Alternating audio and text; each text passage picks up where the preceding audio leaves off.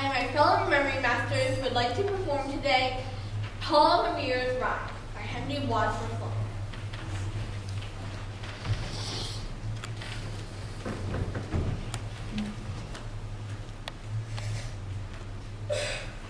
Listen, my children, and you shall hear of the midnight ride of Paul Revere on the 18th of April in 75. Hardly a man is now alive who remembers that famous day and year. He said to his friend, if the British march by land or sea from the town tonight, hang a lantern aloft in the belfry arch of the North Church Tower as a signal light.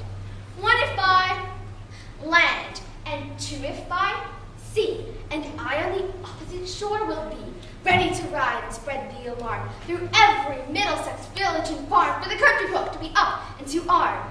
Then he said good night, and with muffled oar, silently rowed for Charleston shore. Just as the moon rose over the bay, where swinging wide in her moorings lay the Somerset, British man of war, a phantom ship, each mast and spar, across the moon like a prison bar, and a huge black hulk that was magnetized by its own reflection in the tide.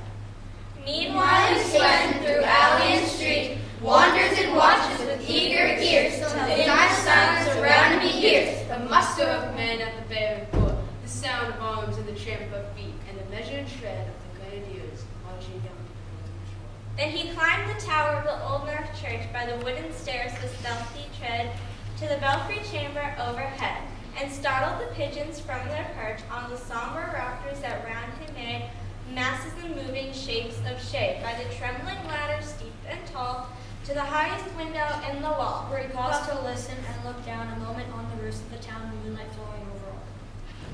beneath in the churchyard lay the dead, the night encampment on the hill, wrapped in silence so deep and still, that he could hear like a sentinel's tread, the watchful night wind as it went, creeping along from tent to tent, seeming to whisper, all is well.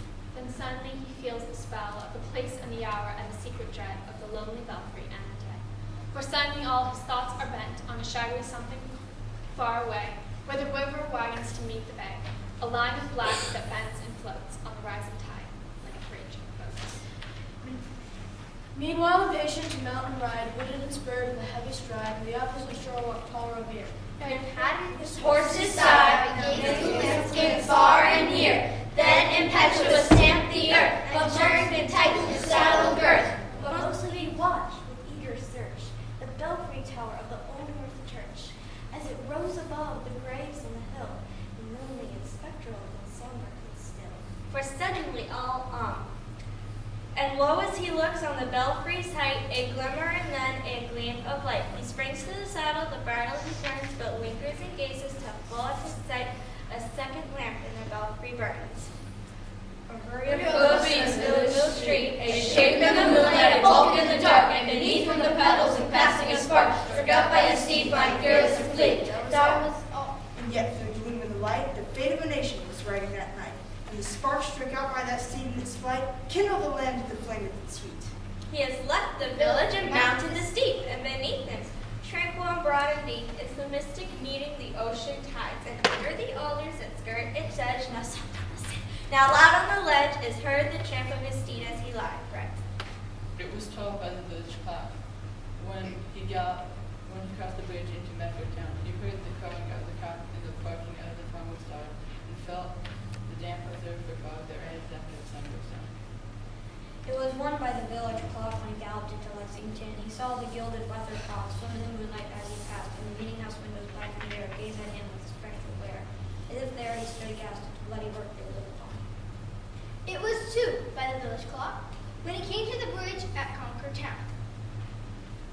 He heard the bleating of the flocks and the twitter of the birds among the trees, and felt the breath of the morning breeze blowing over the meadow ground. And one was safe and asleep in his bed, who at the bridge would be first to fall, who at that day would be lying dead, pierced by a British musket. You know the rest in the books of how the British regulars fought and fled, how farmers gave them all the law. Behind each fence they found their law. Chasing the redcoats down the lane, then crossing the field to emerge again. Under the trees at the turn of the road, and only pausing to fire and load. So through the night rode Paul Revere, and so through the night rode his cry of alarm to every Middlesex village and farm. A cry of defiance and not of fear, a voice in the darkness and knock at the door, and a voice that shall echo forevermore. Bird, born on the night wind of the past, through all our history to the last. At the hour of darkness and peril and need, the people will waken to listen and hear. The hurrying hoofbeats of that steed and the midnight message of Paul Revere.